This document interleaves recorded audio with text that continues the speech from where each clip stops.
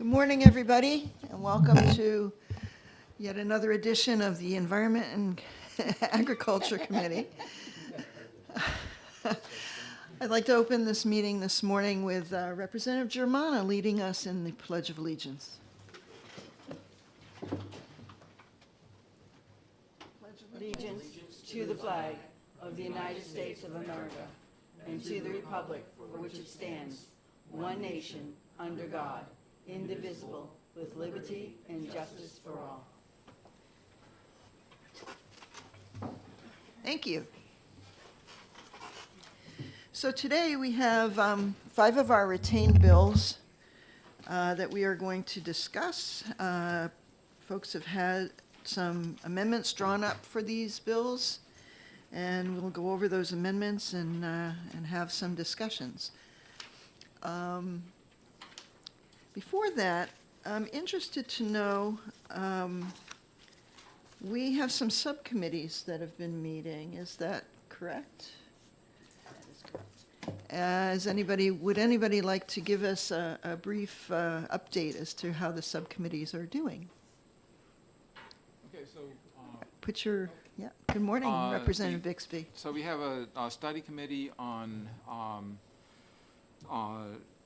looking at RSA chapters 426 and 434. At our last meeting, we worked our way through 426. We found some things that can be eliminated, a couple of things that need a little bit of adjustment, some things that are working just fine.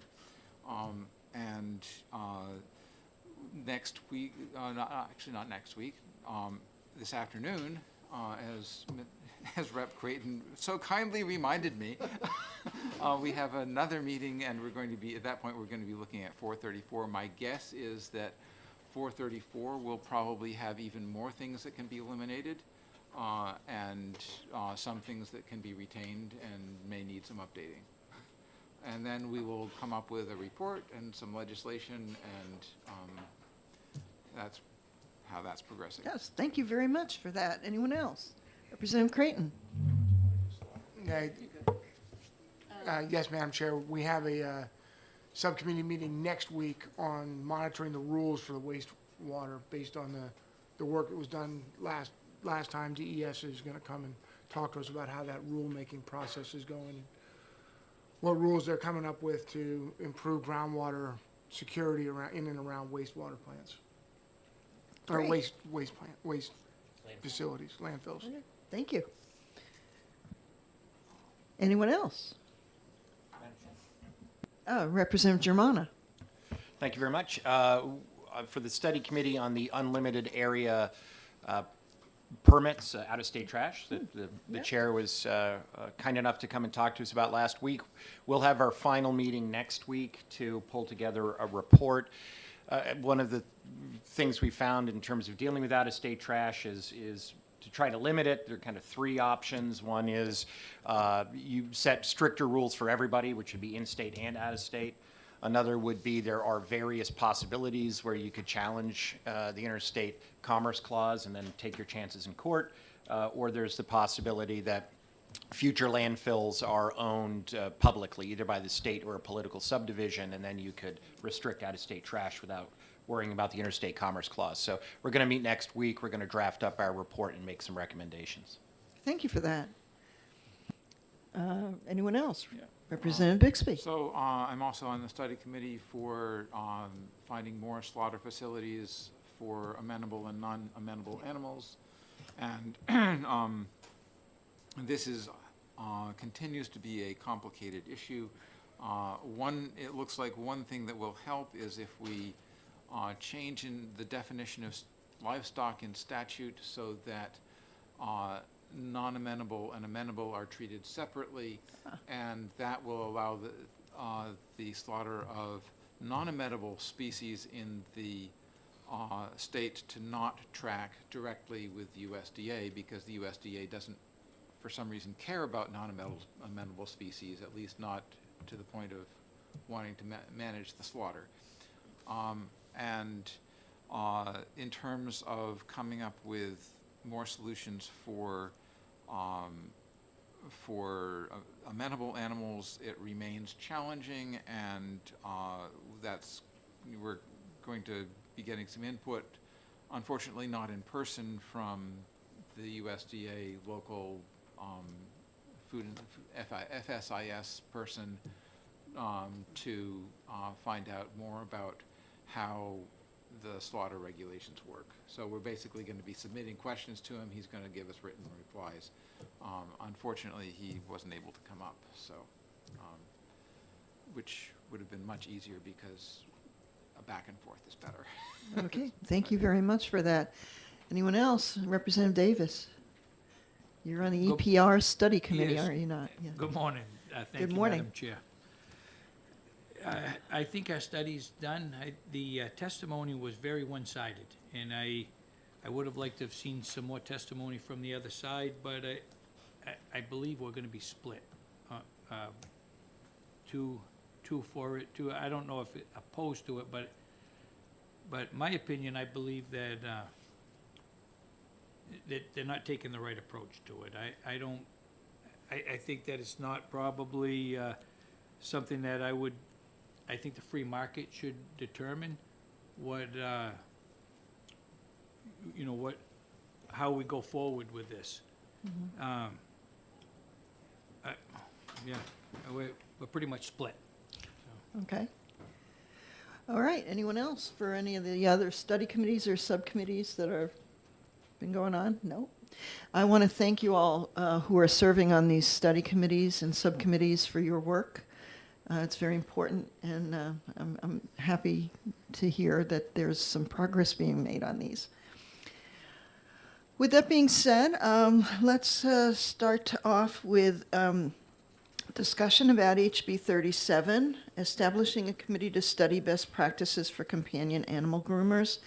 And as we left this last time, we had said that instead of going along and putting together a committee to study best practices for companion animal groomers, that we would put together a consumer's guide to choosing an animal groomer and have that posted up on a state website, probably through the Department of Agriculture. I came up with a draft and distributed it to our members, and I'm looking for your feedback, and if there's any edits or changes or whatever, let's discuss it. Representative Creighton. Thank you, ma'am. I read through your draft, and to me, that makes a lot more sense than having a committee. And as wide as we can publish that and get that out there, it gets the information into the hands of the consumer so that they can make an informed decision. So I think you've hit the nail on the head, and I like what you've done. Thank you. I had input from the American Kennel Club, the dogs group, and also there's a cat groomer who also gave me some resources and also provided some inputs, some edits to the first draft. So I distributed out to everybody a first draft, and then also sent out the edited version. And I know, Representative Comtois, you had some comments. I did, thank you. I'm going to bring that up real quick. Sure. Thank you, Madam Chair. It's not so much, I like the idea of having this out there, but on number one,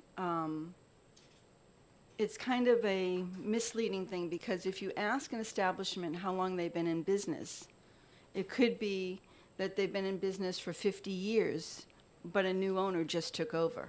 Ah. And so they've only been in business for a day. Okay. And the other thing is, and maybe there's someone that worked for another business and then branched out on their own, and if they've only been in business for a week, people may not, I think start by asking friends, families, and neighbors is more important. And I understand maybe asking how long the establishment has been in business, but that can actually be kind of controversial based on how it's brought about, and you could, you know, someone could say, well, this has been in business for 50 years, and you have a bad owner that just started, and you could bring your pet there, or you could have someone that's only been in business for a week, and they've been doing it for 20 years. And that was my only comment. All right, well, any kind of change to the language that you have for that section, I'd be happy to incorporate into this guide. Representative Bixby? Yeah, I think that one of the things I like about this is it doesn't provide just one avenue for figuring out what your best option is. It provides a whole lot of different approaches, and implied in that is, it might actually be stated explicitly. I can't remember, but that indicates that you don't just ask for, you know, a recommendation. You do a number of different steps to cross-reference so that, you know, if you ask how long they've been in business, and the business has been around for 50 years, but you ask neighbors, or you ask for other information, and you say, yeah, well, we like the old guy, but this new guy is terrible, then that's going to give you the cross-referencing information you need. So I think that having the multiple resources and indicating that people should pursue more than one of these avenues as a way of getting their information is probably sufficient. And my more general comment is that I think you did a really great job on this, and I think this is. Thank you. And I also have a question, which is, have you talked with the department about what it would take to get this put up? First of all, thank you for your comments. And yes, I have had some conversation with Commissioner Jasper on this. He was very tentative as to whether or not this is something that belongs on their website. He was saying that he thought perhaps maybe this should go on the state veterinarian's website, or some, where they do licensing in the state. We were going to have some further conversation about where it should go. So I'll have to have further conversation with the commissioner on that. Representative Comtois? Thank you, Madam Chair. One site that maybe where really would work well is, and you could talk with them, is the Governor's Council on the Humane Treatment of Animals website. Okay.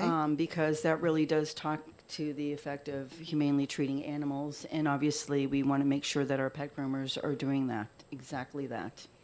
And it would encompass that, so just a thought. Okay. And it could be put on multiple websites. Yeah, I agree with that. I think probably, wherever we can put it up on the state websites that would make it accessible to the consumers and the general public would be helpful. And I did get, hang on one second, I did get feedback from the prime sponsor, Jim Maggiore, Representative Maggiore. And his comments to me was, your guide should, he wished he could have attended the work session today. And he said the guide should provide consumers and groomers alike with a solid framework from which to understand the importance of what is necessary to provide proper grooming services for our pets. Based on the tragedy that motivated the bill and similar conversations with residents whose pets were also mistreated, my only thought on your excellent guide is flipping number 2, research and check credentials, and number 1, recommendations, and how long the establishment has been in business. So just to flip those two. That's his comment for an edit. Thank you and all the members of the committee again for your work on this bill. So he's real happy with this. I think you did a great job. Okay, great. Go ahead. Thank you, Madam Chair. I'm so- sorry, Representative Murray. No, that's okay. So that was one of the other things I was thinking about was obviously we know that this is a guide that could be in part geared towards the consumer, but also then for the groomers, where would there be, I understand we're saying the Governor's Council for Humane Treatment of Animals, could it also potentially go somewhere else that is accessible then for those groomers themselves so that they have it and they're aware that these are questions that their customers and consumers may ask? Yeah, well, I think they can access the state websites as well, but I also know that any of the organizations, the animal organizations that they may belong to, have their own guidelines on groomers and grooming, and some of them even have mechanisms to do credentialing for them. So I believe they already probably are well aware of resources for best practices for their craft. Representative Howard, good morning. Good morning, Madam Chair. Given that we are sort of taking this alternative route to avoid legislating regulations, I think that we don't need to fret too much about number one. I mean, there's a whole list of things to consider, and I agree with all here that this is beautifully put together and sufficient. So I think that we don't need to worry about whether somebody assumes a business and can assume that those number of years, even though they've only been in it for 1 year. Okay, thank you. Anyone else? Oh, Representative Potenza, good morning. Morning. So there's just a couple additions that I would love. They're already kind of in yours and they would be added. So one is like, in regards with the pet that is nervous and stuff about, may I stay and watch while you groom my dog? Like a question to be asked. So another one is specifically experience with a dog's breed, which can go in another paragraph in here. And then the other one is specifically about, these are just like questions to ask. What kind of training do they have? So, because of course some groomers, I have a very good friend, she completely learned on the job, through an apprenticeship, and that can be just as good as, getting, of course, the safe training and all those other types of things. So I have like 3 sentences, and if you want, I'll grab paragraphs and send them to you a little later today. It sounds wonderful. Send me whatever addition you'd like to have included, and I'll do that. I'll come up with a final draft and then send it out along to all of you, and then I will get in touch with Commissioner Jasper, and we'll discuss where to place this on state websites. Okay, any other? Representative Dutzy. Yes, thank you, Madam Chair. I was struck by the number of resources that were listed, and I do think you did an excellent job. But my question is, would there have been a different avenue to take to get the same result without it going through a legislative committee? A lot of time has been allocated to this. I think we've come up with a great solution. But the fact of the matter is, if anybody would have done a Google search, they probably could have come up, with at least one of these resources. Mm-hmm. So my question here is should we be educating our representatives or are there resources within, the State House that they could go to determine whether or not it should be a bill or there should be some other avenue? Mm-hmm. I think we need to explore that. Okay, thank you. Yes, ma'am. All right. Any other comments, questions, concerns? Then we can move on to HB 122, which is relative to micro-enterprise home kitchen operations. And I will turn this over to Representative Comtois, who has presented us with an amendment. Thank you, Madam Chair. So what I've done is adding a new section called homemade food. And there's some definitions in there. It's on your desk if you give everyone a chance to take a look at it. And we're talking about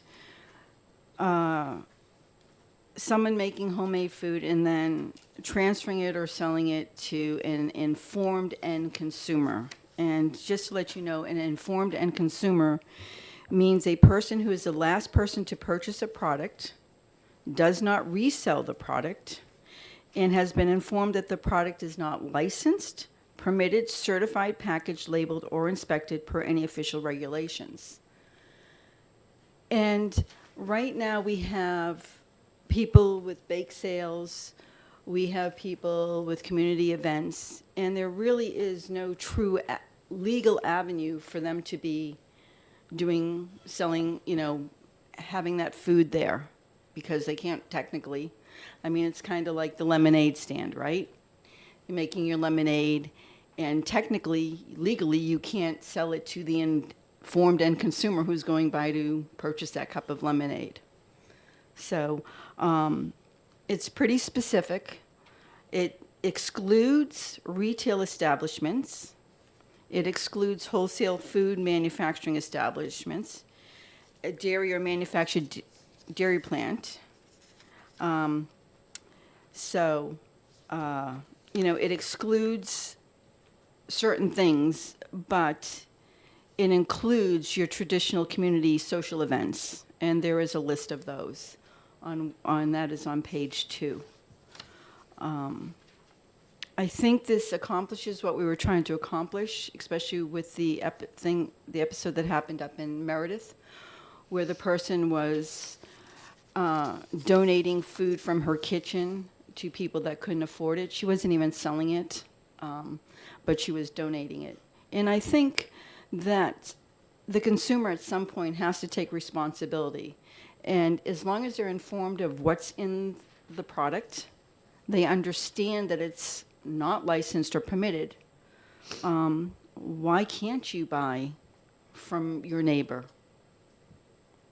So if anyone has any questions. Representative Creighton. Thank you, ma'am. Representative Comtois, I think you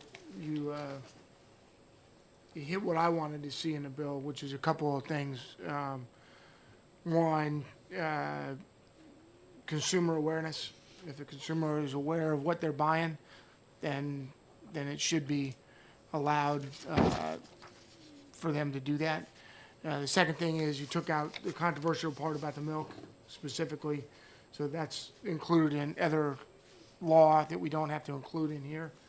And third, it opens up the avenues for private people that want to do things on their own. I think that's in the spirit of what I was looking for. So thank you.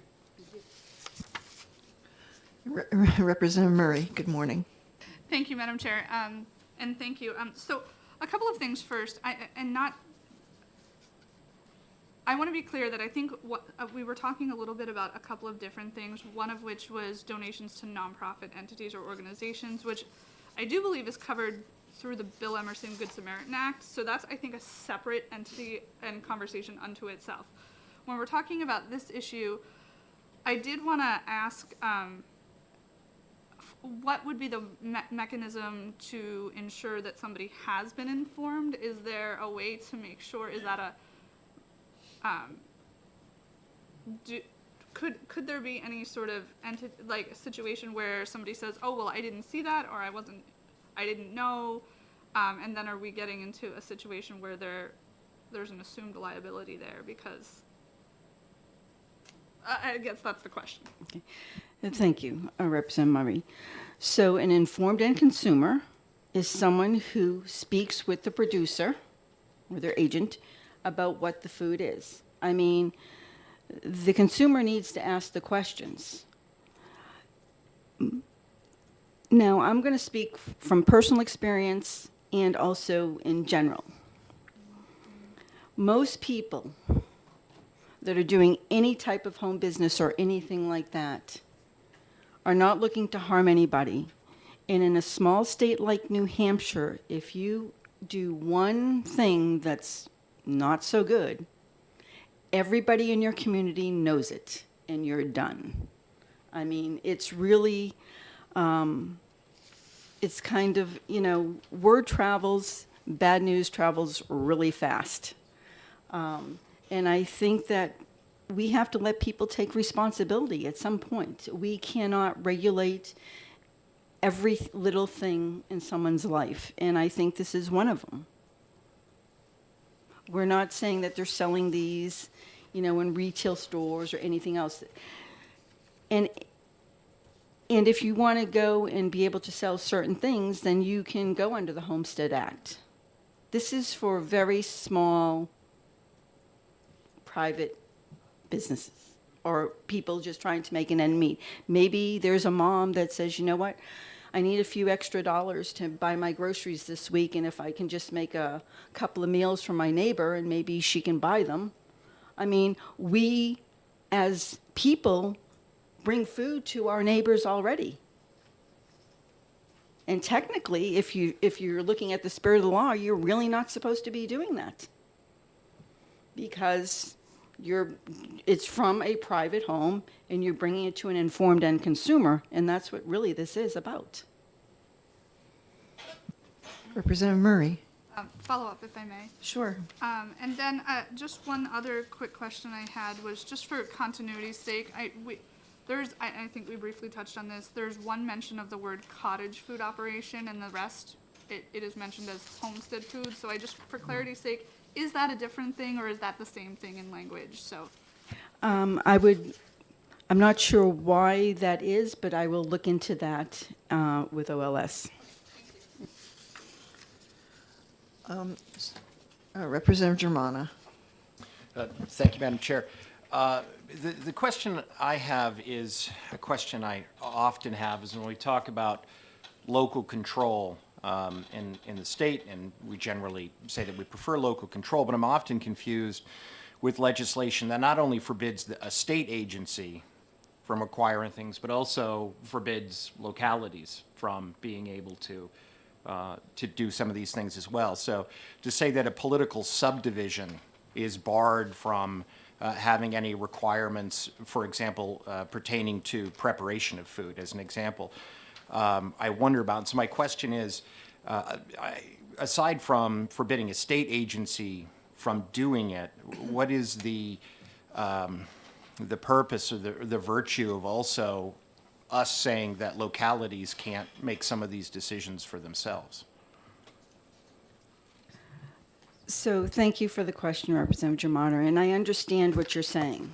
However, this isn't for someone who is making a lot of jam and selling it under the homestead exemption license or anything like this. This is for basically private individuals, or it's being made in a private home or on a small farm and being sold to an informed end consumer. And sometimes, to do all the, maybe somebody doesn't have the time, or they're just making a meal and they don't have the time to print out all the labels, but they're telling their informed end consumer, hey, I just made spaghetti with some meatballs, and this is what I put in the meatballs, and this is the sauce I used, and I used this type of meat. Instead of writing it all out on a label, and you have to label it by weight, technically is how you're supposed to do that, this takes this onerous off of that person. And there's still local control if you're running basically a business. There's still local control and state control under the Homestead Food Act. This is a separate entity. And there are a lot of people doing some things like this, but everyone is breaking the law. And aren't we trying to stop people from being not in compliance with the law? And this would help with that. So Representative Comtois, I have a question as to the part where it says a producer may not donate milk to a traditional community social event. Does that mean that, say in Washington, New Hampshire, Eckhart Farms couldn't donate milk to their local, event that's going on in town? And why? Thank you, Madam Chair. And I excluded dairy because I didn't want to, because dairy's one of those subjects that we always get into, especially when dealing with raw milk and things like that. But I can take that out. There was no particular reason. I was just trying to be mindful of everything dairy. In Okay, that because I respect. do know of, dairy producers that do donate their product for local events that go on, and I would hate to see them not be able to do that. Madam Chair, it was not my intent to say that they could not donate them, but they could not donate them under the exemption of not having the milk labeled, Gotcha. Okay, gotcha. okay? They would have to be under this homestead or the dairy regulations for raw milk. Would or we be anything able else. to then amend this line to say a producer may not donate milk to a traditional community social event unless the milk is labeled and packaged properly? I would most certainly be happy to do that. Okay, great, thank you. Representative Dutsey? Yeah, I think I need a little education on this because I thought the original bill was focused on people who sold their meals. And I know that this is part of it, but now we're talking about, providing food to a neighbor free of charge. And I'm not sure that that was what the original bill was issued at, was focused on. So, I guess I don't have a problem with not having any inspections and having an informed consumer, because I noticed when we had the public hearing, we had 219 towns have no food inspection. Okay, some restaurants never get, or they get inspected so infrequently, and if you want to be a consumed informer and go to a restaurant, go to the bathroom first and see how they manage that. And if it's not up to your standards, then you may not want to eat there. I mean, so, we have all of these ways of doing that. But, I'm just concerned that this might confuse the law, or might, the way it's written might add more confusion than clarification. And I don't know. I'm just asking that question, okay? Representative Howard? Thank you, Madam Chair. Is this by the assumption that the consumer is informed in the end, does that release the provider of any liability? Representative Comtois, you may reply. Thank you. I think, I don't know if that would release the person making it from any liability. However, I don't know if they would actually be able to get insurance if they wanted to be insured. They would have to follow different laws because, if they were concerned about that. I think that's extremely, they're taking on a personal responsibility for this. So, as we all know, we can be informed and consumers of anything, but it doesn't release the companies of negligence or liability either, right? So I don't believe that would be the case. And especially in the terms with insurance, they would have to then go under the Homestead Act, I would believe. Representative Creighton? Yeah, let me just read back what I think you just said.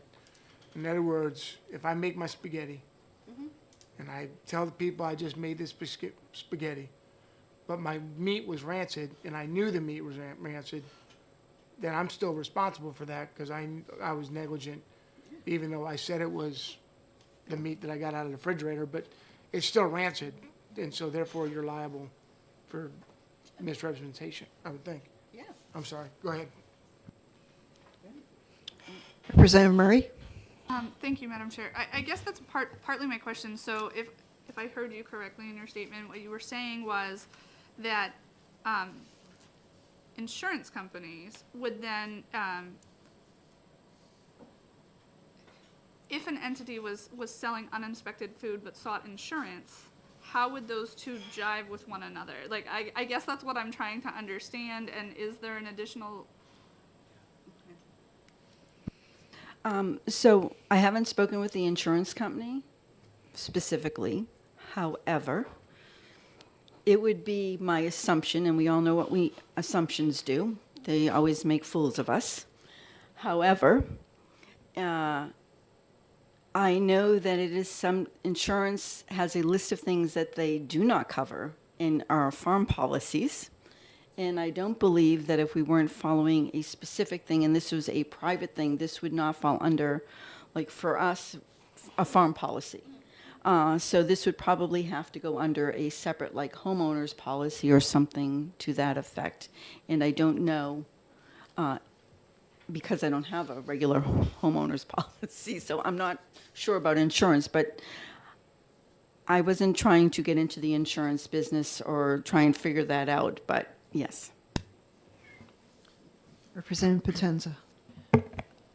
So about 10 years ago, I had a good friend that lived across the street that went to school. She made cakes, and she did them. She had a full kitchen in her basement, and she was insured underneath her homeowner's policy. She was talking to my husband about it one night. So, if that helps, but I think that this whole bill, in a sense, is just giving people a guideline that is necessary. So, and to be honest, if someone wants to sue you for anything, they can sue you. So unfortunately, we just live in that culture. So,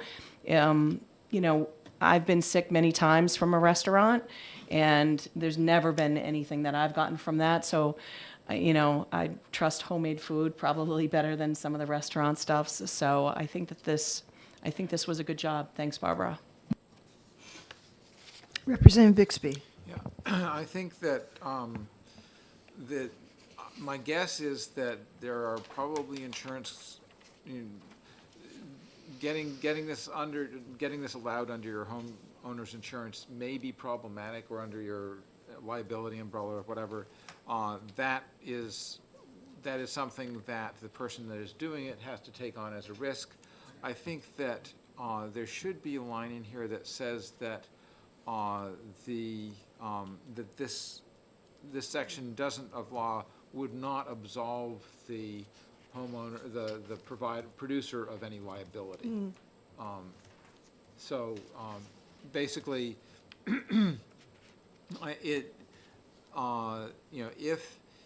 if the rancid meat thing were to happen, then that would be, the homeowner, the producer would be liable in that situation. And I think that there should not, that it should explicitly say, this doesn't excuse people from doing the wrong thing.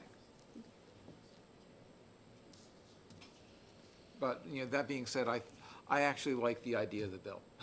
Yeah. Thank you, Peter. Yeah. Thank you, Representative Bixby, sorry.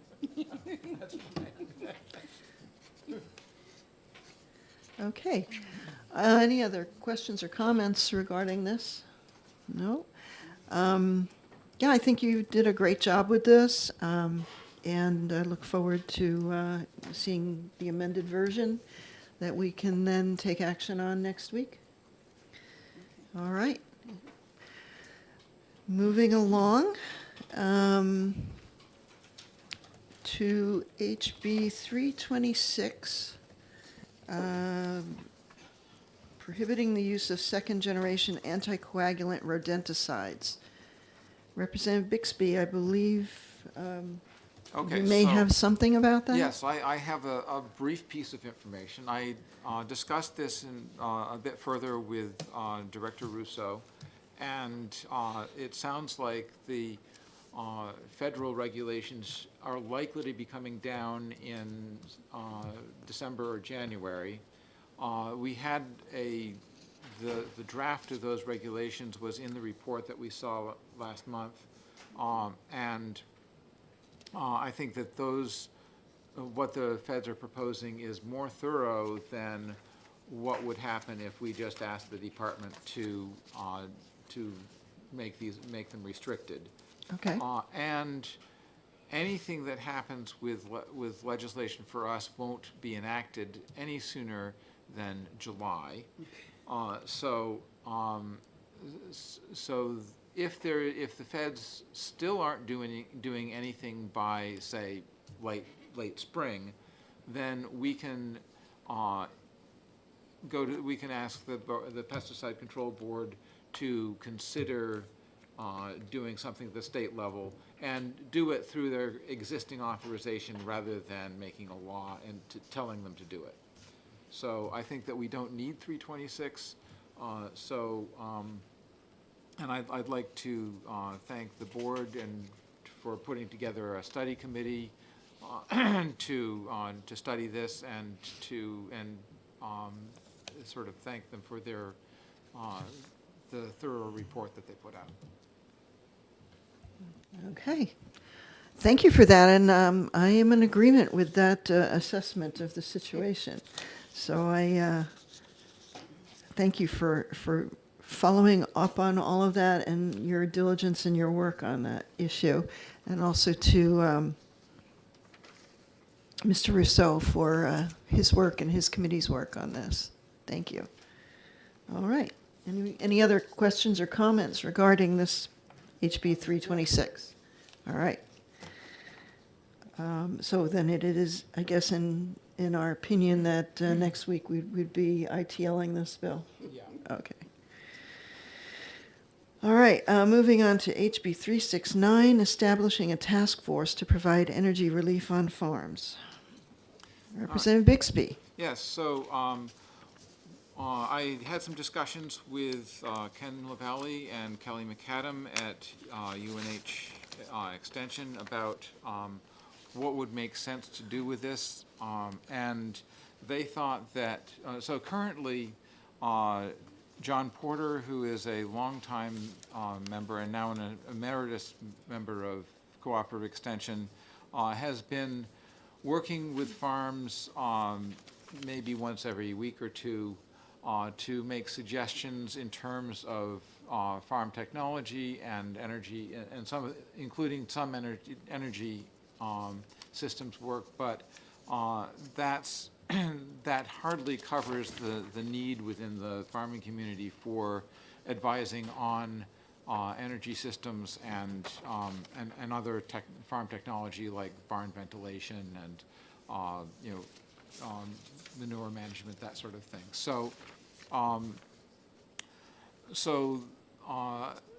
in discussion with the extension folks, we decided that what would really make sense is have a program that would that would deal with both farm energy systems and infrastructure design advice. And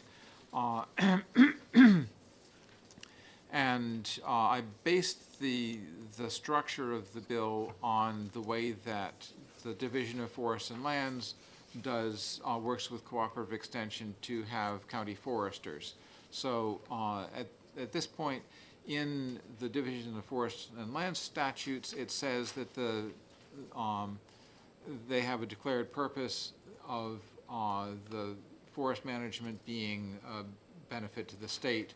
I basically copied their declaration of purpose and transformed that to farm energy and technology.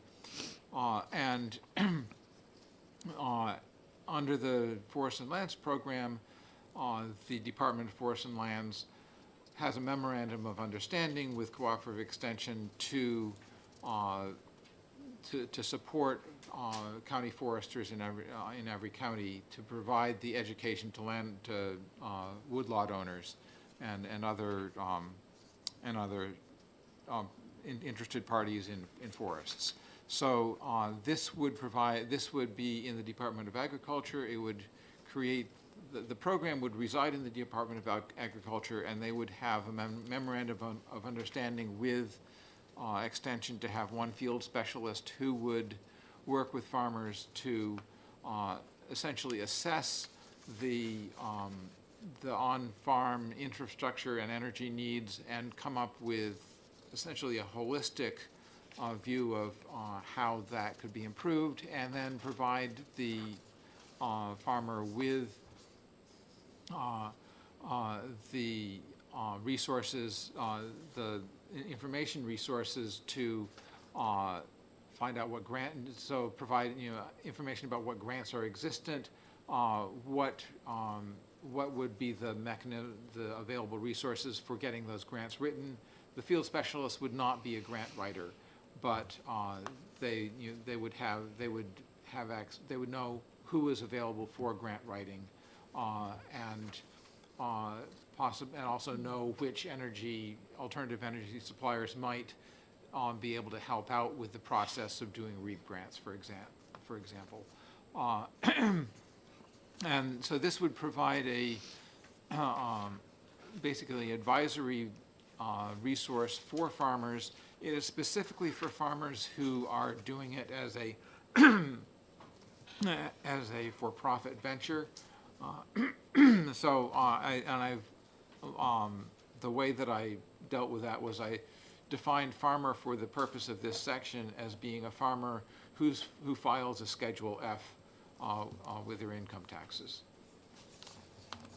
So I'm happy to take questions, and then I'd like to invite Seth Wilner up to explain how field specialists work and how this would be how this would be something that Murray's first. the co-op extension could provide. So.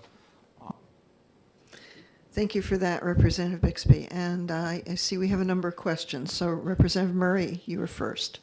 Thank you, Madam Chair. Yes, so one question I did have was that I see that we're depositing this monies into a general fund, but then we're also standing up $100,000 appropriation for, it seems like salaries, roll-ups, and benefits. And one of the things that I'm curious about is whether or not we should be maybe establishing a non-lapsing dedicated fund for this entity if we are expecting that this is something that will be available year after year. When I talked with the commissioner, he felt that it was not necessary to have a separate dedicated fund for this. And I think I also discussed this with Sue Almy, and she also said the indication was that it was a reasonable mechanism to have no, actually, I talked with the LBA about this. So that's who I talked to. I talked to Sue Almy, and she said to talk to the LBA, and I talked to the LBA, and they said that it was the reasonable way to do it was to have one thing I didn't mention was that when I talked with the person at USDA who's in charge of the REAP grants, she said that it was likely that we could get something like a 50% match on the cost of this program. So that's why the question of donations comes up. So we may be able to get half of the cost of this covered by the feds, but there's not a guarantee of that. So if there is grant money that will help support it, then that would be deposited in the general fund and then be appropriated to the department to pay for the costs. Okay. Thank you. Representative Comtois. Thank you, Madam Chair. Thank you, Representative Bixby, for taking my question. Where it talks about reports farm income and expenses, some farms have a startup period. It could be 3 to 5 years before they see any income. I think that if you just had a Schedule F on there and not define, because you're limiting that to people that have farm income also and expenses. Okay. So, all right, so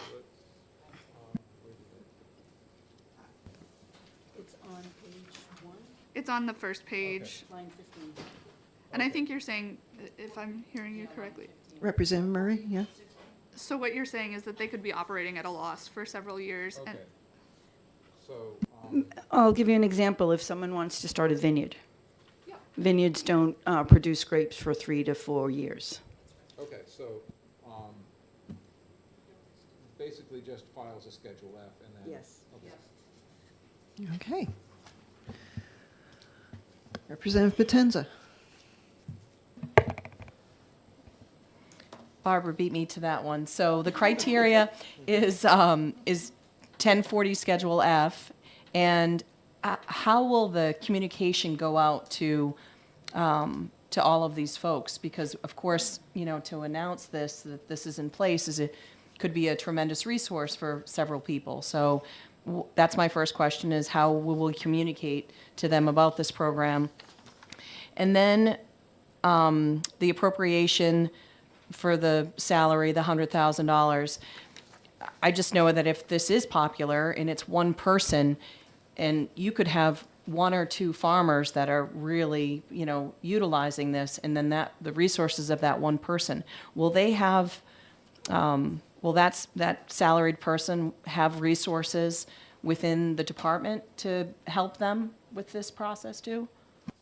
Okay, so the, Representative Bixby? yes, so, the $100,000 provides, the salary benefits and also resources for, so, travel resources and, computer resources for that typically goes along with an extension position.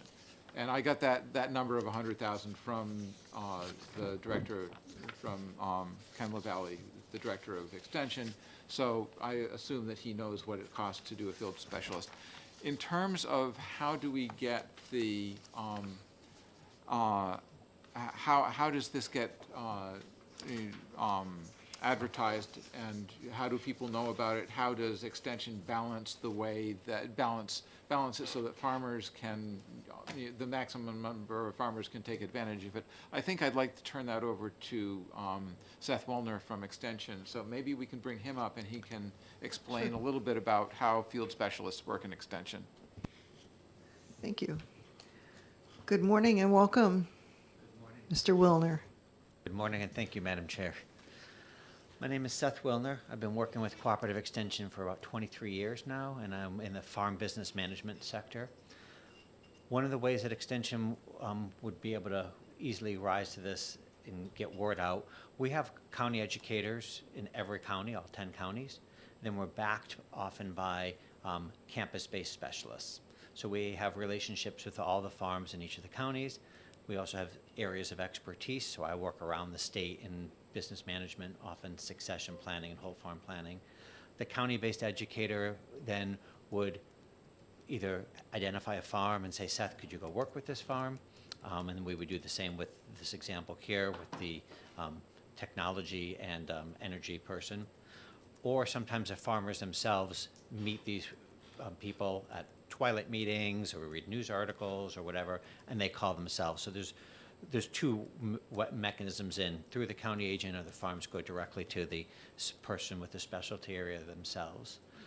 Then in terms of time consumption, so oftentimes we will work around the state and we'll begin projects with the farms, give them some homework, come back to the farms when they've completed that, and then help them get to the next step, or connect them with a resource such as USDA, NRCS, or rural development, things to that effect.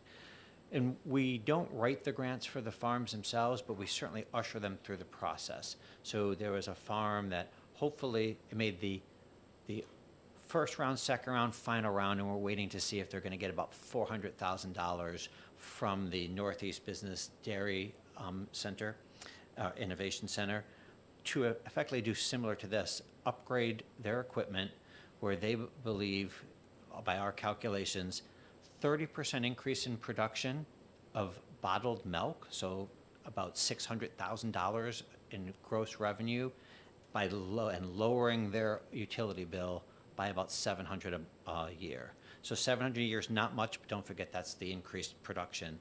They're going to save a full day of production, and so it's really from the equipment that we suggested be modernized, and their production methods, and that's not even touching the renewables. You add renewables on that, and you really get something. So there's a lot of area for profitability and improvement and efficiencies here, and that's just with utilities.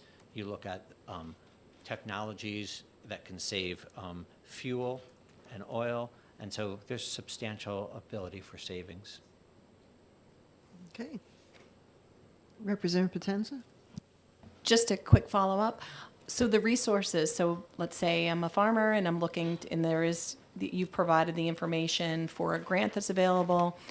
Of course, I have a lot of things that I need to fill out, but you have someone that's going to be working with that farmer the entire time and walking them through the grant process?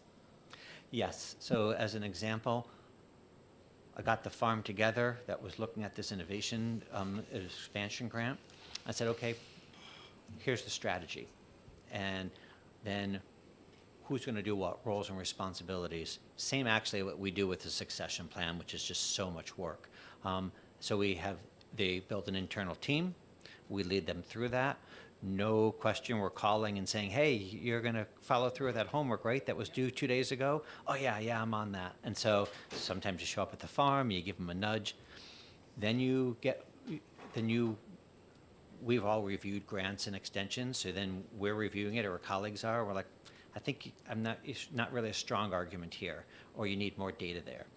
Then we get feedback from the granting agency, because there's multiple rounds, and we help them make strategy. So how will you respond to that feedback? So things to that effect. Representative Creighton.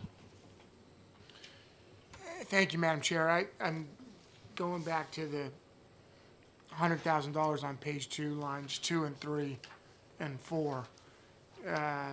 And I'm just confused. So this is what it says, is that $100,000 will be allocated to the department, and then it goes on to say that the appropriation shall be used for salary, benefits, expenses. Okay, so I got that, but it's only for 1 year. So if I go hire Sally to do this job, it's only a 1-year job, because the appropriation is only for 1 year. Is that, what am I missing something? Because you're not gonna hire someone for 1 year to do this, right? Right, so, that's a good question, and, I might need to talk with LBA in terms of, just to find out how to make sure that this is a continuing program. But in terms of the budget cycle, this would be,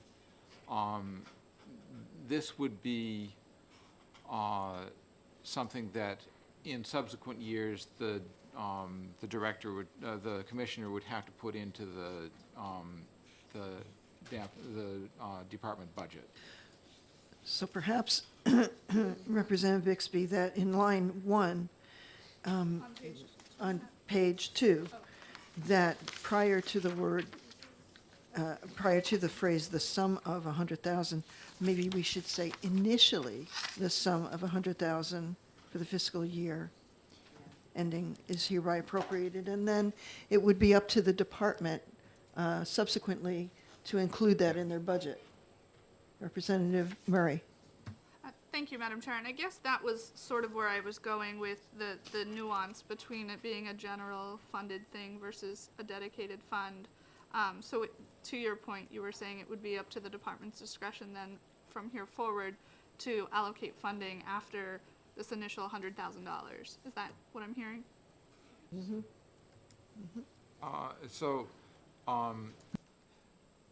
The way that it is phrased here, yes, but I will talk to LBA and find out how it needs to be amended in order to make sure that it is something that is an ongoing program. Okay, super. Representative Creighton. And for a follow-up, just so I'm clear, so what we're saying is, we're gonna spend $100,000, and what we're hoping, what we believe, is that $100,000 will save or enhance New Hampshire farmers' ability to make money by hundreds of thousands of dollars. So we're expecting these grants to come in based on this $100,000 investment for farmers of, your example, 400,000 or whatever the grant is. I see savings for farmers potentially realized in several ways. We did a benchmark study where we looked at 17 New Hampshire farms over 4 years, and utility costs, and these were direct market fruit and vegetable farms. Minimum gross revenue was $150,000 per year, and then it went up to $2 million. So that was the range. Utilities ranged between 8,000 to 31,000 a year, and fuel costs range, or 8,000 to 21,000 a year, and fuel costs range from 9,000 to 31,000 per year, depending on, and that was the range. So we believe that we could get savings, help realized there. What would that be? 4, 5, 7,000 a year, maybe. And for the direct vegetable farms, things like cool bots, things like setting up walk-in coolers and having different zones of refrigeration. Then the dairy farms have a higher utility, and they're between like 10 and 50,000 a year, as based on the figures that I know, but they're not. Those aren't as precise as I want. So we'd get help realize savings on the farm. Additionally, there's a lot of money out there, at least now, and projected for the next 5 years, where farms can go after grants to augment their technology. What is it that they need, and how will it help them save? So, for example, this $400,000 grant, they wanted specific amounts of how many kilowatt hours you would save, and they also wanted specific amounts of how much diesel to, or effectively heating oil, but diesel to fuel you would save. And so we were able to go and help them assess that. The agriculture engineering also allow us to help them design buildings that would be more energy efficient. But then there's this gap as well that Representative Bixby pointed out in the bill, where if I have to go to you, the salesperson, for advice, you may not be giving me advice that is in my best interest. You may be giving me advice that's in the bottom line for you, your best interest. We can look at that and say, not sure. You might want to question that. A specific example, and then I'll yield the floor back. We really have some struggles at times with the lending industry for farmers. When we go and advise them, we say, so capital is like gasoline. It can burn your farm down, or it can really help propel it. Do you really want to take this fixed debt on? And we don't see your return on that debt. We could run our own numbers and say, we don't see your debt repayment capacity there. It's a high risk, everything would need to go right. And they can make a more informed decision than the lender saying, oh, no, you can do this. This will be great for you. So, for a follow-up, please. Follow-up, go ahead.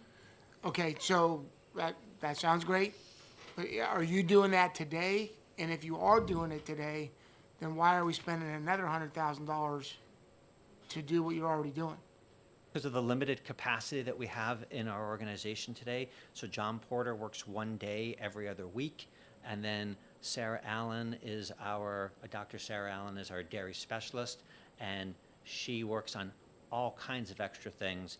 I brought her in for this one farm to help me because they were in my county and I was working with them, and the grant review said, give us specifics. So she was able to do that. It wasn't ubiquitous across the state. And sadly, we are the only farm, this was the only farm in the state to actually apply for these funds. Millions of dollars in grant funds being moved through Vermont via the USDA. And it was the only farm in the state to apply. And we Okay. would like to see that be upgraded. Thank you, thank you. Representative Howard. Thank you, Madam Chair. So this position would be sort of a clearinghouse of resources and a liaison to those resources, so that they could be more broadly used? I think that's an apt description. We connect with our colleagues nationally and regionally to have a clearinghouse. We also can create resources ourselves through research, through aggregating the information like we did in the benchmark study. We also would work one-on-one with farms so that they have the technical assistance they need, and so all that is the way that we end up getting information.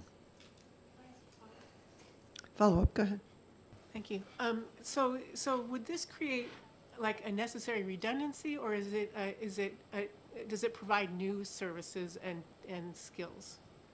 It would do both. It would enhance the ability for us to serve more farms, and it would also create expertise in areas we don't have. So as we have contracted in cooperative extension, our ability to gain more subject matter knowledge has been limited, And so there's so much technology happening so quickly out there that if it was someone's job in that sector, that they could really enhance and take advantage of those opportunities. Representative Bixby? Yeah, one of the things that, an example of one of the things that this position would help in terms of bringing money into the state is there is currently in the USDA a thing called the REAP grants, the Rural Energy something or other program. And that provides grant funding for energy, alternative energy, or like solar and wind, et cetera, for rural businesses, including farms. And it's rural small businesses. Their definition of a small business is $50 million or less.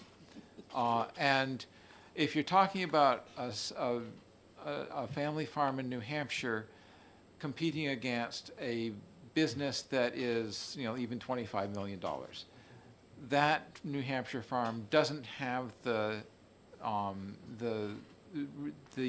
personnel resources to figure out everything that needs to be figured out for, is this the right grant?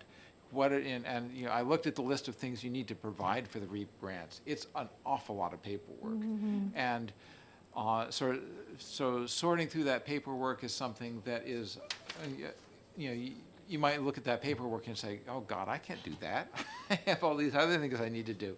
So if there's a cooperative extension specialist who can help the farmer figure out what they need to do, what they need to do in order to get that paperwork, that could result in a grant for, $100,000 to $1 million of potential, depending on the scale that's necessary, of potential grant funding for energy resources for the farm. And I looked at the list of who in New Hampshire is getting those REAP grants. A very small portion of it, like under 20% of New Hampshire businesses that are getting REAP grants are farms. It's mostly rural, other rural businesses. And not that I have anything against other rural businesses, but I think that our farmers need to have a shot at these grants. They're there. They will definitely provide long-term better sustainability for the farms. And I mean both ecological and, more importantly, I think, economic sustainability for the farms. So that is why we need someone who, we really need a specialist who at Extension who is really has got the technical know-how, the energy know-how to do that farm advising for that specific niche. And I think that, the broader, what you discussed earlier in terms of, that example of the farm that you helped get these resources for, that was part of your, you were wearing your business advisor hat in that. And that is, but the energy part is not your specialty. So someone who has that energy part that energy specialty and that farm engineering specialty will be able to go into a farm and see that infrastructure, energy system and other infrastructure part of it, and be able to really look at it holistically and make more targeted recommendations. And I think that would really help bring in that grant funding that will make this, pay multifold. Thank you. Representative Murray? Thank you, Madam Chair. One of the things that I'm wondering, and this is maybe just a learning curve for me, I just wanted to make sure that when we're talking about Schedule F, does a Schedule F, or is a Schedule F something that other, like coastal communities may also fill out when it comes to aquaculture or things? So this is The Schedule S is specifically for farms. so if it's mussel farming, is that? It could, yeah, it could be aquaculture farm. If aquaculture farms are considered farms,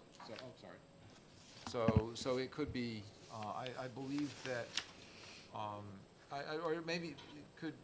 you might know more about this than I do.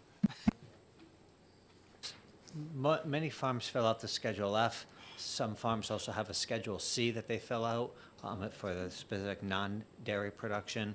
And in this case, it looks like it's being used as a tool only to distinguish between commercial farms and not commercial farms.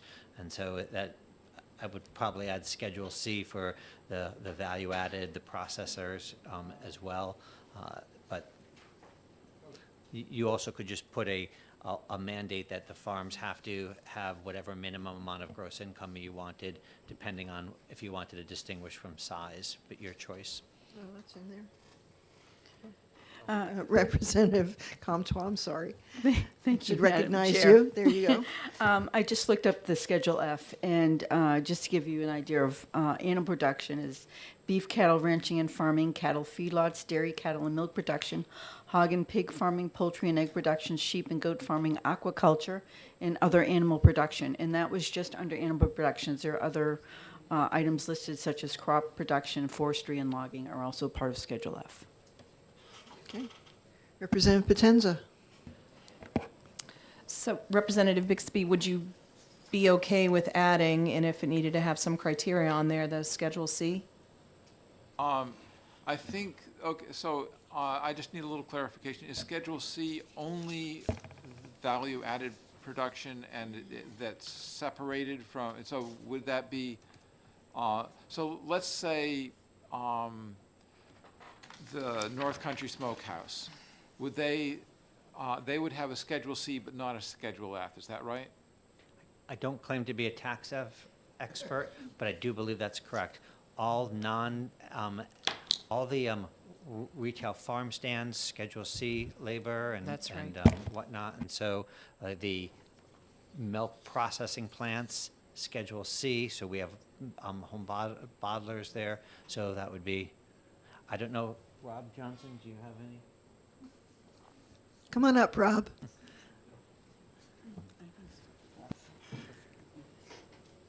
Good morning, Mr. Johnson. We've had this issue before, and my understanding is that only sole proprietorships are required to file a Schedule F. A partnership corporation does not need to. So this type of language has been proposed in the past, and we have always opposed it because you are cutting out a segment for eligibility. So we would add Schedule C to this? I don't know enough to know if that does it. I just know that not all farms file a Schedule F. Okay. Yeah. Good to know. Stay there for a sec, because I wanted to kind of get your feedback about this amendment to this bill. I've just heard the discussion, and the Schedule F was the issue that jumped out to me. Okay. Could research that though. Representative Bixby. So the point of having the Schedule F there is that we wanted, so, you know, I have a homestead garden operation that we basically just feed ourselves with. I don't think I should be eligible for this, for working with a specialist. I think that, but I want it to be farms that are actually in the business of farming as opposed to the broader definition that we have in RSA 21. I understand why you want it there, and I think we agree with that philosophy, but I'm just telling you that not all farms that are eligible, that are farms, would be able to Okay. apply under the So language here. is there a way that we could make that distinction without excluding those folks? There may be, would have to do some research. I just know there's been legislation in the past that has proposed a Schedule F piece. In my tenure, 2, 3, 4, 5 times I've come across this where I've had to explain that it just doesn't, you're limiting a segment of the ag community, legitimate farms. Representative Comtois. Thank you, Madam Chair, and I think there's some confusion. So a Schedule F is when you file a Form 1040. If you are a partnership or a corporation or a C Corp, S Corp, or whatever, you're either filing a Form 1065 or 1120. They're not the same, and they have different forms. Okay. Representative Murray. Thank you, Madam Chair. I was wondering if this would, we're clearly not going to get to a solid answer, but I think we need to seek out some other, revisit some other areas. So is that possible that we can, Representative Bixby, are you open to circling back with LBA and some other? Yeah, I'd be open to seeing if we can find another way to narrow it that doesn't use the Schedule F. Mr. Wilmer? What we did with the farm mental health, $200,000 was allocated in the biennial budget. And so as we narrowed down that program, you have to be a farm owner, and you have to have, we took the phraseology from the tax code that said you had to have some liability, you had to have, we could get the exact language, but it said that effectively you had to be a business with liability in there. So we have that language that we used for the farmer mental health bill, and we also made it that you had to be a farm owner because we had limited funds. We couldn't serve everybody in the farmer mental health. So that language is easily had.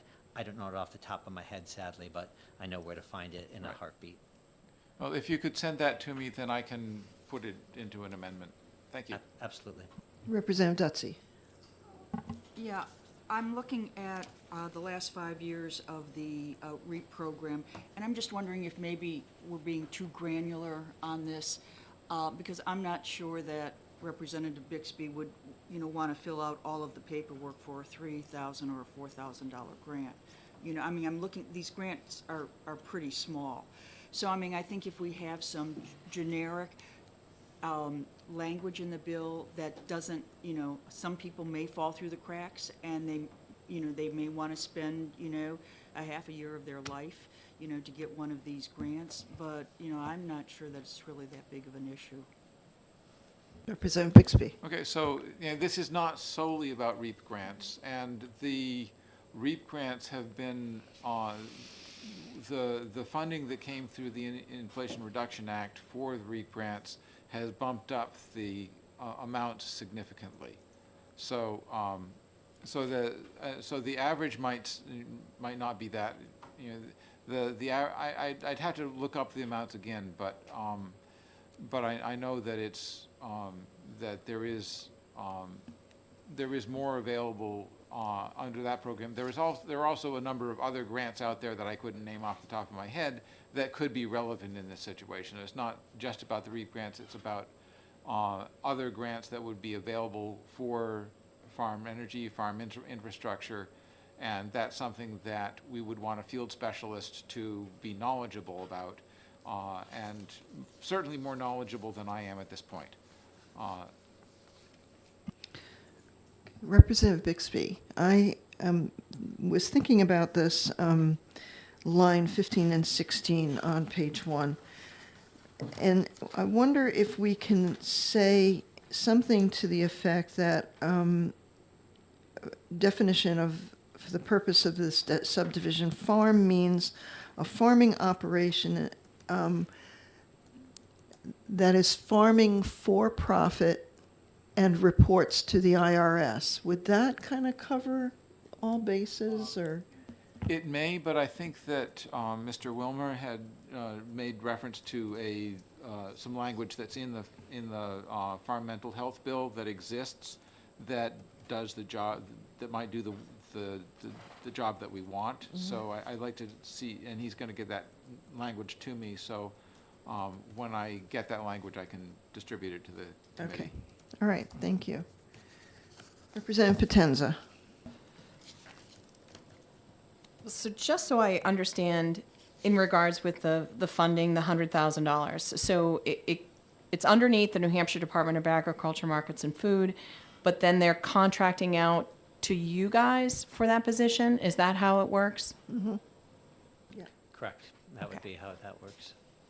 Follow up? Yeah. Sure. So I know that Representative Bixby is going to go back on this, but to me, I know we're going to add maybe in there initially 100,000, and but there's no language in here. If this, let's say this is successful, no 3-year, no 5-year, there's nothing. So this possibly could be a one and done. So if that happens and it doesn't get into a budget for next time, what does that mean? We would have to go back to this drawing board again?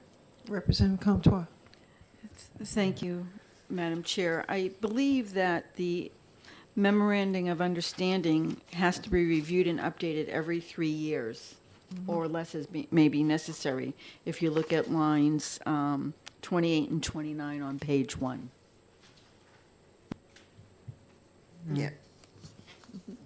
Representative Dutzy. Yeah, I would also make people aware that in our 10 counties, each of the counties does add funding in their budget for UNH Extension. Okay, and so in Hillsborough County, for example, which I would assume is the least rural county, I mean, if you divide $100,000 up by 10 counties, we're talking $10,000 each. And if we found that this program was a benefit to our farmers in Hillsborough County, I don't think it would be a big issue in the county to add an additional $10,000 to the money we already give to UNH Extension, because we're providing a direct economic benefit to our farmers. And I think in all of the counties, we really appreciate the farmers and want to assist them in any way. So that could be, although we certainly would want the state to, support this program, I really do think that each of the counties would recognize the benefit. Representative Germana. Thank you, Madam Chair. And I just want to reinforce Representative Dutzy's point. I mean, ideally, yes, this goes into kind of the next budget as a request from the department. But even if, I hate to put it in these terms, the worst case scenario, it's just the 1-year funding to begin with. I think that when we see the results, right, then I think that that is going to be the best argument for more contributions from counties and more contribution from the state. So I think that the results over the course of that 1 year will be a really good argument for more investment. Representative Bixby. Okay, so I appreciate the support on that, but I think that I sit on the advisory council for the extension in Stratford County, and in terms of the way that the budgeting works for the county extension and for the extension that's based at UNH, that the idea of having the counties chip in individually for this particular position just really wouldn't work with the way that it's being set up. So the cooperative extension has done a great deal of work in terms of figuring out how to balance their resources in the counties and what gets paid for by the counties and what has a home at UNH and what gets paid for through the chunk of the state budget that goes to UNH and then gets, some of it gets split off for the extension, and also what extension does through memoranda of understanding, which is the way they pay for foresters. So I think that this is that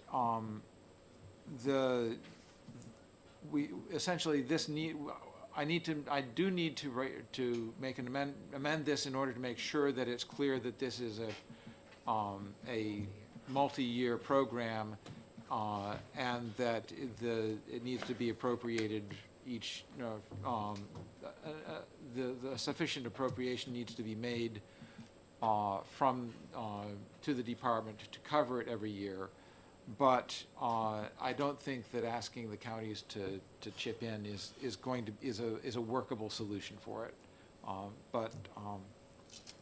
Did I get that right? Don't they chip in for the foresters now? No. No, they don't. Yeah. The county budget, if I'm correct, gives 25% of all the extension educators' salaries. Yeah. And on the county basis, not for the program managers, not for any administrative support.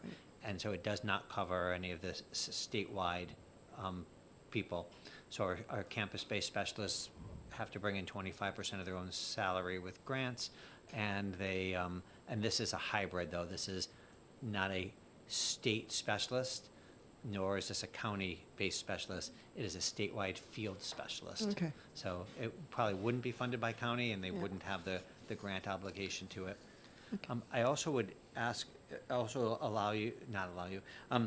bring to your awareness, sorry, Chris Callahan from the University of Vermont is a similar elk to the same position.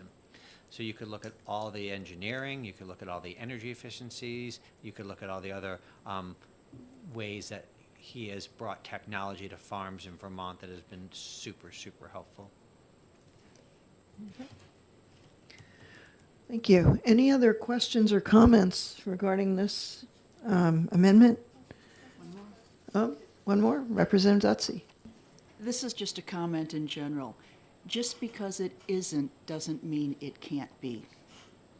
I mean, I think a little vision going forward, if we think it's an important program, just because we don't have a mechanism to fund it now, doesn't mean we can't create a mechanism to fund it now if we feel that it is a viable program that assists our economy and assists our farmers. Just want to make that comment. Thank you. Representative Murray. Thanks, Madam Chair. And I do say that I hear Representative Dutzy, and I think that might be a larger conversation for an association of counties or some other conversation, because it's not just one county that would have to have that conversation. Thank you. Anyone else? All right, so I guess Representative Bixby, you've got some homework, and hopefully you can get your assignment done before next Tuesday. Thank you very much. Thank you. All right, moving right along. Thank you, Mr. Wilner, and also Mr. Johnson for your input on this. The last bill that we're going to discuss this morning is HB 602, relative to landfill siting. And I believe that Representative Haskins and Representative Potenza would like to say a few words. Representative Haskins. I defer to my colleague to start us off. All right. Representative Potenza, you have the floor. Oh, the ball's in my court. Oh, there you go. All right. So, I had all this other stuff that I'm going to say, probably within questions and stuff, but this bill basically is, original 602 puts the cart before the horse, in a sense, because we have rules that are, at this point, underway. So this bill puts the horse first. And which is mind-boggling to me as more I learn, we're, one of the only states right now that doesn't have a preliminary application. This is good for all involved. It's good for, of course, the state, but it's just as good for the industry to be able to have criteria in place which is also, automatically a non-starter for putting a landfill in. So, just in some preliminary looks, for example, Massachusetts, which is actually not permitting any new landfills at all, they have a 3-phase process. Vermont, who's not permitting any new landfills, they have a very extensive 1-phase, but there won't be another landfill probably in Vermont. Maine has a 2-step process. Pennsylvania has a 2-phase process. Oregon, South Carolina, Maryland, and I can go on.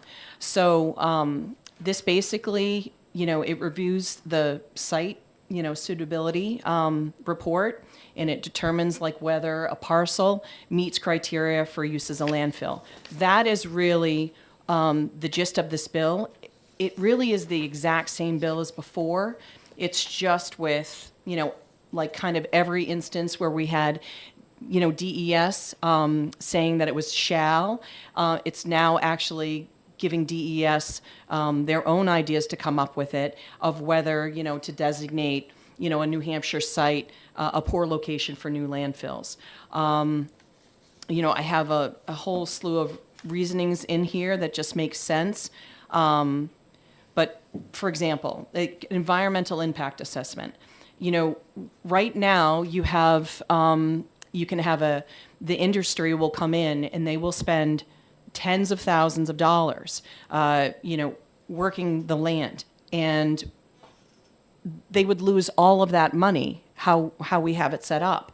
And this preliminary application process, it also includes, public input, especially for a location and stuff like that, local residents, stakeholders, to get all of that information in place. But if the ground it just doesn't make sense for it to be there, and DES already knows those criteria, you're going to save so much resources, not just for the industry side of things, they'll save money, but also for DES in general. And we all know that DES is very much strapped for time, just like we all are, and their resources are slim. They've just lost their second in command. And so, so this piece could really help them. The only thing that's missing in this amendment that OLS, they might have just missed it, is it would be at the end, and it would say, basically recognizing that there's additional work DES must put into this rulemaking. The July 2024 deadline to revise ENV SW 800 is extended for 1 year until July 2025. This is not saying that they can't have it done in time, but if they're going to have this preliminary application piece, which just makes sense and mirrors so many other states, then they can have, an extra year to be able to put it in. Representative Bixby. Yeah, actually, to that point, I just noticed on page 2, line 1, notwithstanding RSA 541A, administrative rule ENV SW 800 shall remain in effect until July 1, 2025, or until readopted rules are effective. That's basically the way that OLS translated that, what you were looking for. So basically, that's what delays the due date of the rules. Okay. Perfect, thank you. So you don't need to amend it. Okay, it's good as is. Representative Creighton. Okay, so I agree with everything you're saying. I'm confused, which probably is the standard state of affairs. So we just went through a whole thing about the rules and defining, and we said, no, you don't need $200,000, you don't need another person, you don't need to do a contract, just go ahead and write the rules. And so then we established a subcommittee that said, oh, by the way, go ahead and establish the rules, and we're gonna check your homework, which is fine, that's our job, and that's good. But now, what we're saying is, go ahead and write the rules, we're gonna check your homework, and oh, by the way, next June, when this passes, we're gonna change everything we told you to do in the first place. And so that's the way I'm reading this. So let me just offer, and if I'm wrong, tell me I'm wrong. It's not the first time.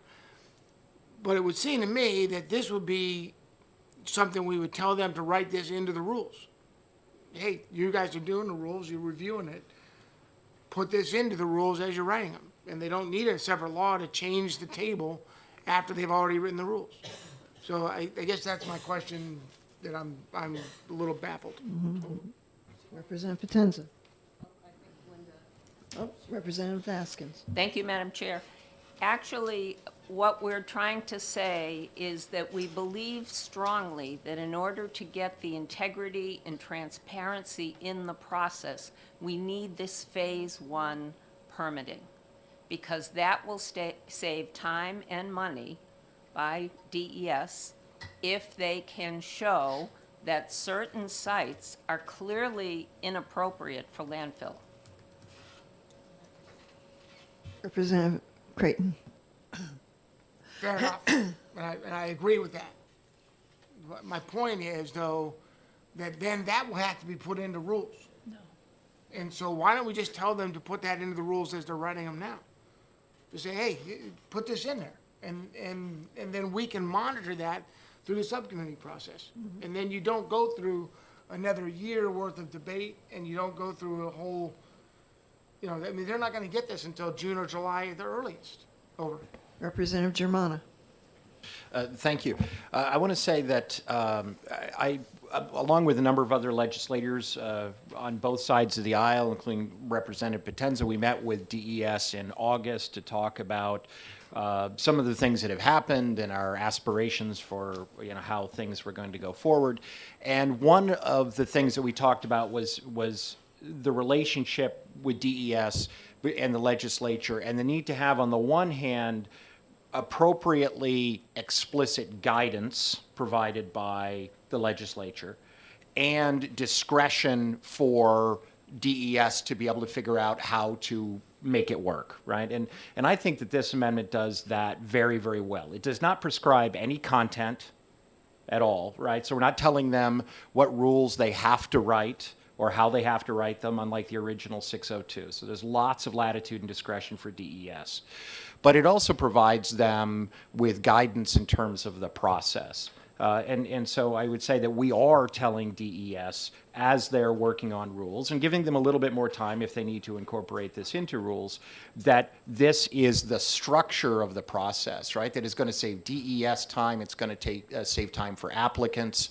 It is going to result in a better process. But we're doing that without telling DES how to do their jobs in terms of what the content of the rule writing is going to be. So based on those conversations, and as I said, really good conversations and work done on a very bipartisan basis, and obviously this amendment is offered by our colleagues on both sides of the aisle, I think this strikes that really nice balance between guidance and discretion for DES. Representative Bixby. Yeah, so I think that one thing to remember is that the rules that DES is currently working on are for, essentially, they're updating the existing rules in terms of how the permitting process works. And what this amendment, what this bill will do, this amended bill will do, is create a second layer of permitting. So this is not actually going to interrupt any of the stuff that DES is already doing for their July 2024 deadline.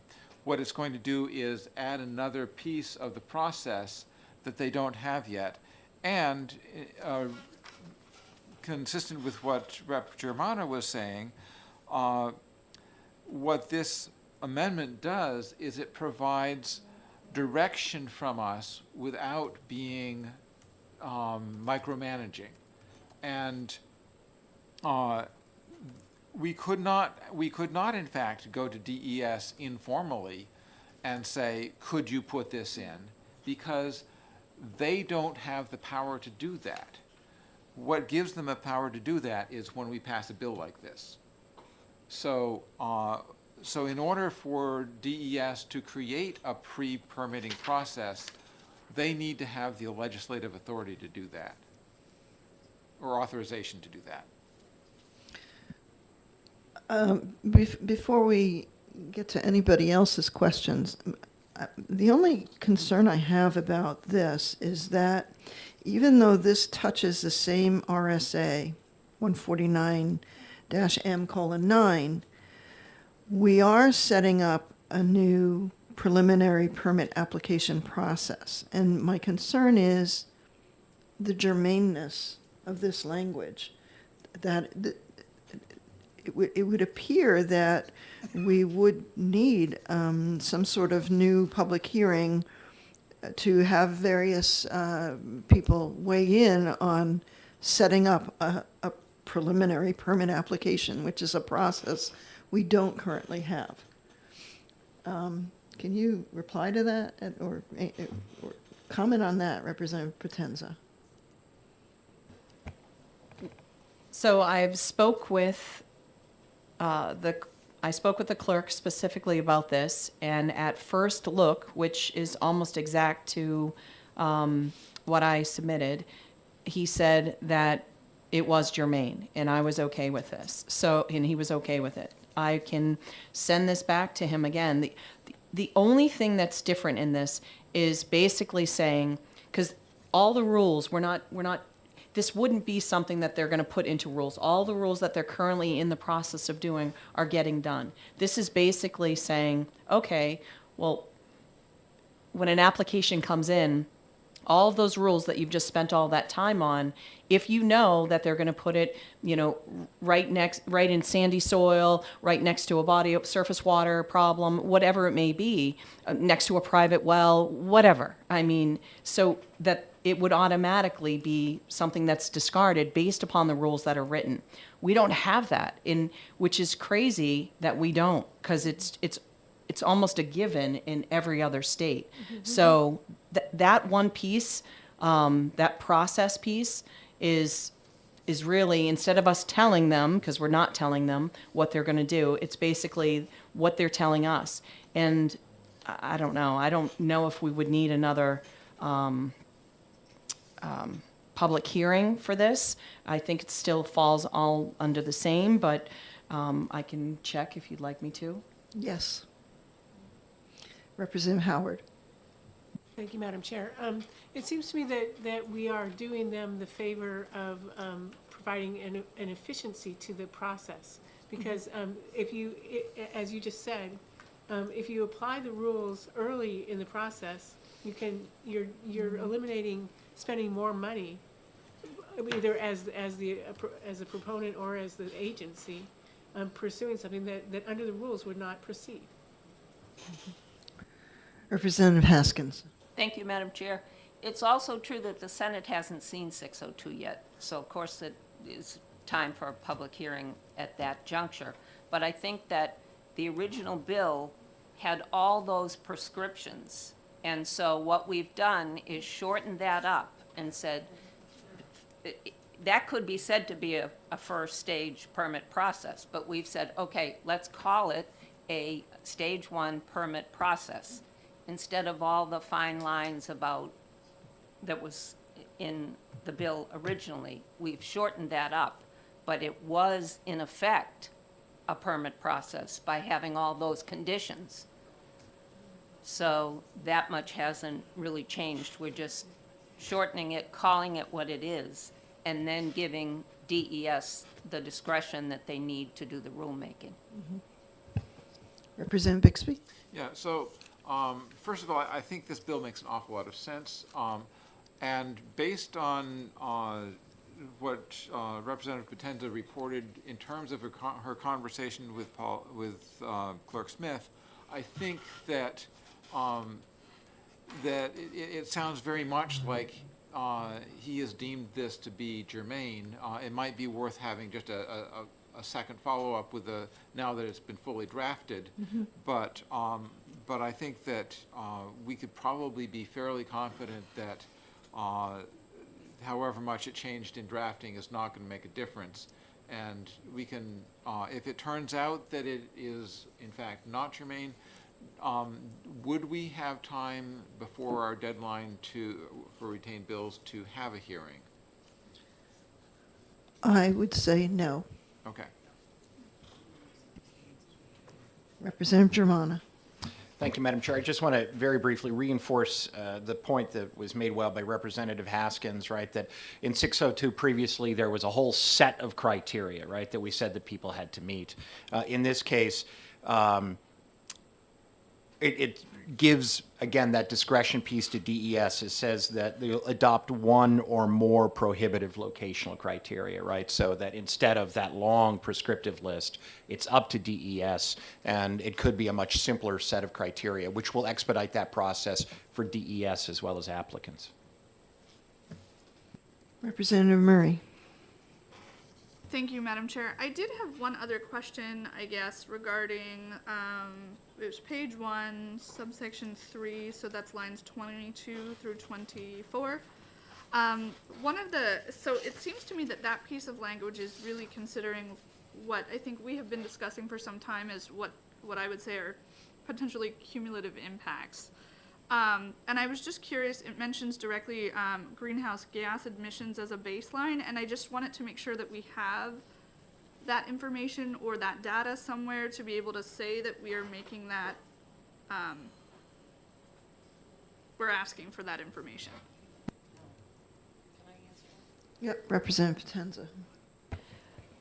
So this is basically, it's giving a list of what DES might consider. So this isn't, they might not consider that. We just put a whole series of these things in here that while they're in the process of making their rules, most likely they are considering all of these things. So this isn't us telling them anything. We're, of course, needless greenhouse gas emissions, highway congestion, traffic accidents, or other negative impacts.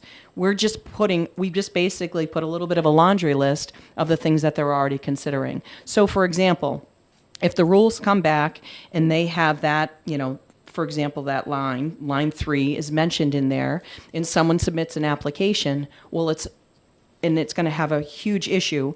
Let's say if it's right up north, one-way highway type of thing, that, with massive trucks and heavy equipment and all, would create a huge burden for an area. Then, of course, if that's what DES has already put in their rulemaking, then that would restrict an application automatically. So this isn't asking them to do anything. We just put a whole series of different criteria. That's it. Representative Dutsey. Yes, thank you, Madam Chair. We recently in Nashua had a public hearing with DES regarding an asphalt plant.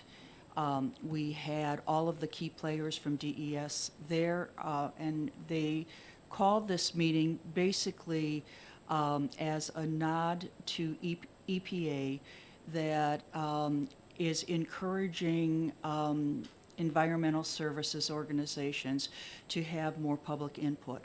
So this was a way of them coming to Nashua and educating the residents and interested individuals on what DES requires for permitting. And this was the Air Resources Department.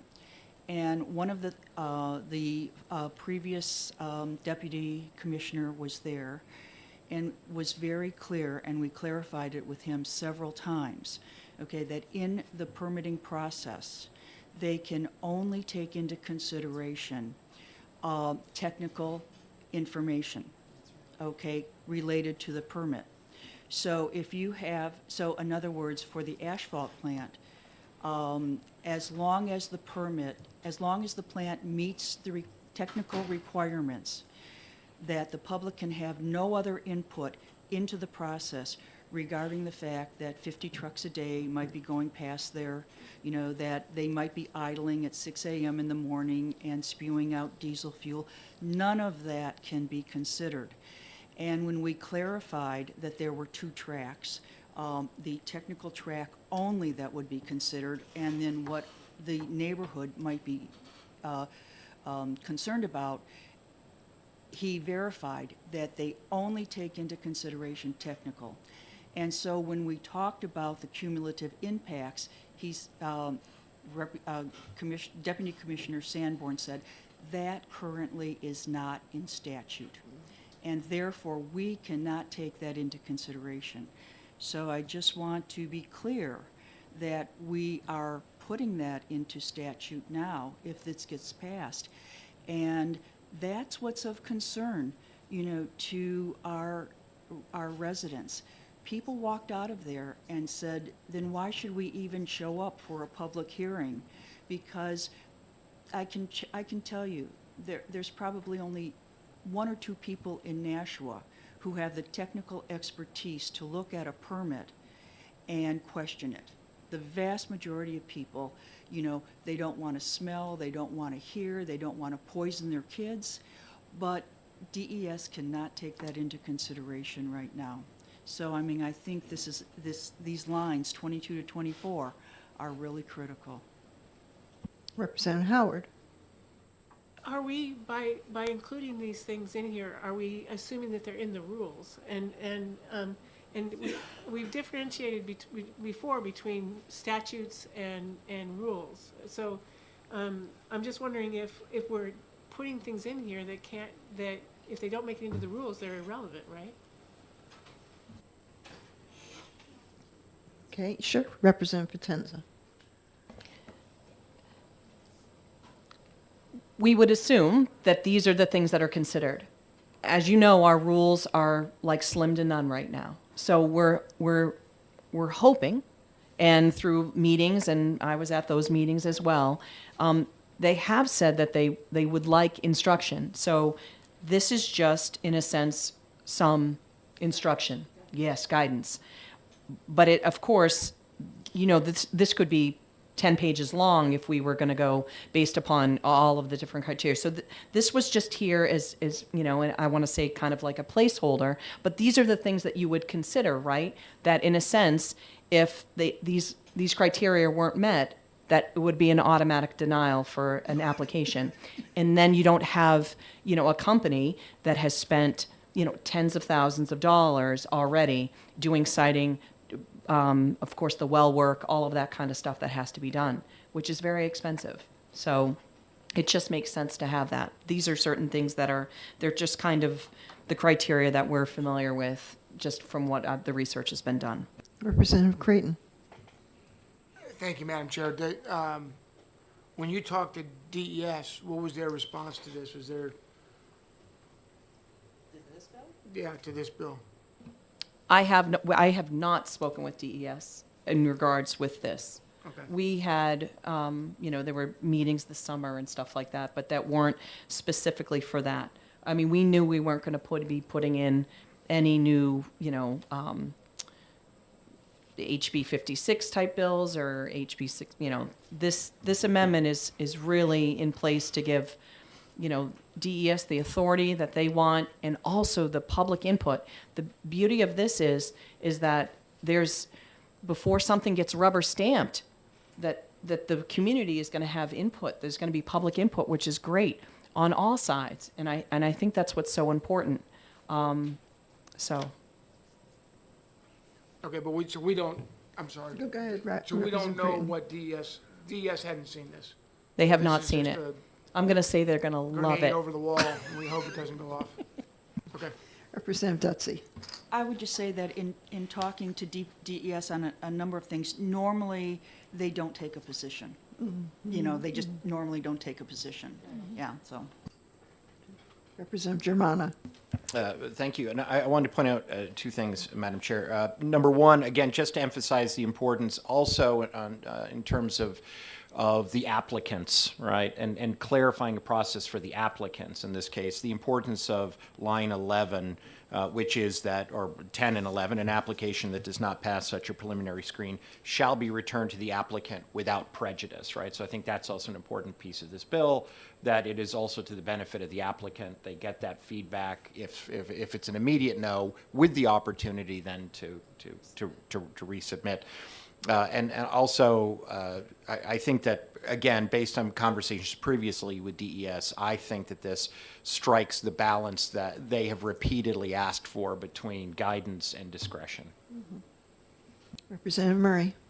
Thank you, Madam Chair. I just want to also ask the question, because in previous testimony that we have received from the department around this Yep. topic, there have been instances in which the department has said to an applicant for various reasons in parts of their applications that things had to go back. So I'm curious, well, I understand that the department may not take a position. That doesn't mean that they don't follow the potential language, or they don't, those kinds of things. So I would be interested to, this doesn't sound like something entirely new in that sense, that the preliminary portion, yes, new, but there have been times in which, from my understanding, applications have been, or portions of the application have been re-referred back to the applicant. Okay, Representative Haskins.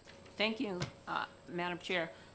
I want to second what my colleague, Representative Dutsey said. She said it better than I. DES is looking to us for guidance. We are giving them the guidance. And I think all that's been said about the bill, you know, we still have time, if we need to get further input. But we are giving DES the job that they're paid to do, that they're there to do, and our job is to tell them what we want. Thank you. Representative Potenza. So I just wanted to reiterate the point that Representative Germana made, which is great, without prejudice. So, and I think I want to just speak to what you said, Megan. From what I know, basically the applications have only come back because they were incomplete. Not in this state that they basically were, okay, well, there's a criteria that's met. So, and that's really kind of a whole different situation. So, not about, never has anything to do with picking the wrong site. And usually at that point, when an application has been put in, there's been, money spent at that point as well. So, Thank you, Representative. Anyone else? Any other questions or comments regarding this amendment? Okay, I am just interested to make sure that that this amendment is germane. I don't want to be setting up, a new process, and I don't really believe we have enough time to do any kind of public hearing on it. So with that in mind, I do hope that you will take the amendment as it's been drafted to the House Clerk and perhaps even to the Speaker for a ruling on whether it's germane or not. So yeah, after this, I can walk over. If Clerk Smith is there, I will hand it to him, and I'll get you guys hopefully an answer today. Okay, great. Any other questions or comments regarding this? Okay, with that, that sort of finishes up our discussions for the bills that we had in front of us today.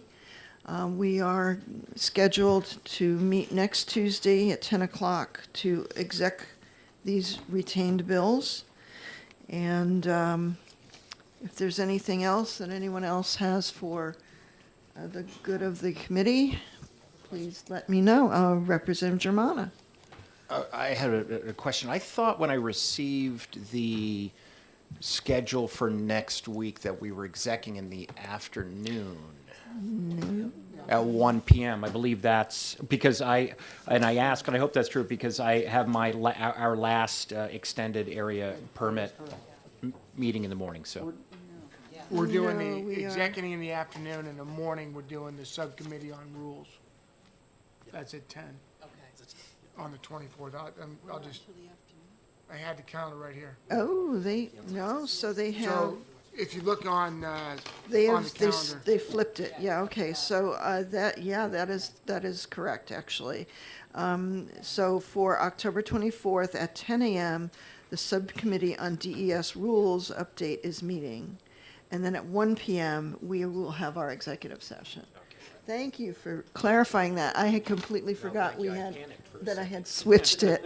Yeah. All right, so then I guess we'll see you at 1 o'clock on next Tuesday instead of 10 a.m. So yeah, 10 a.m. is the subcommittee, and then 1 o'clock is our exec session. And we have 6 bills that will be dealt with. I suppose probably around 12:30, we would have any kind of caucus for the Republicans. Anyway, anything else for anybody?